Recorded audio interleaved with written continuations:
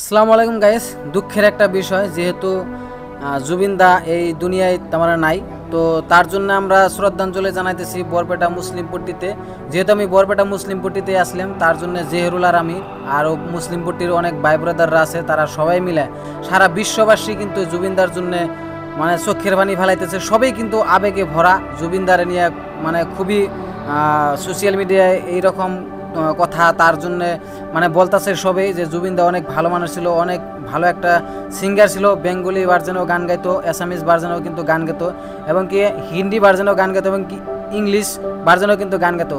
তো এত সুন্দর একজন সিঙ্গার জুবিনদা, আমাদের আসামের গৌরব, একজন প্রতিভাশীল একজন গায়ক, সে আজকে মানে আমাদের এই পৃথিবীর থেকে বিদায় নিয়েছে। তার জন্যে আমরা এই শ্রদ্ধাঞ্জলি জানালাম।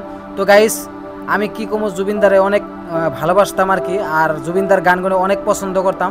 তো যা কালকে আমি একটা গান শুনছিলাম জুবিনদার, তারপরে একটা রাত মানে ঘুরে নাই, তারপরের দিনকে কিন্তু জুবিনদার এই মৃত্যুর খবরটা আমি পাইলাম। তো গাইস, জুবিনদা মৃত্যু জেনে হয়েছে ওইখানে গেছিল সাগরের মাঝখানে সুইমিং করতে বা ড্রাইভিং করতে। তো এখানে যায় নাই, কিন্তু সে মৃত্যুগুলো আচানক মানে খবর এলো বা নিউজ লাইভেও কিন্তু দেখলাম। তো তারপর আমি কিন্তু বিশ্বাস করতে পারছিলাম না। জুবিন গাৰ্গ ডাঙৰীয়া বা আমাৰ মৰমৰ জুবিন এই সংসাৰত নাই, তেখেতে এই সংসাৰৰ পৰা আঁতৰি গৈছে।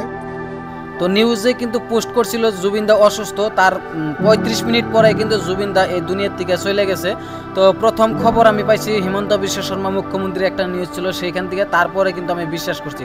তো গাইজ, জুবিনদার লিগে আপনারা দোয়া করবেন, জুবিনদার জন্য আপনারা সবাই মোনাজাত করে আল্লাহর কাছে কামনা করবেন বা ভগবানের কাছে করবেন।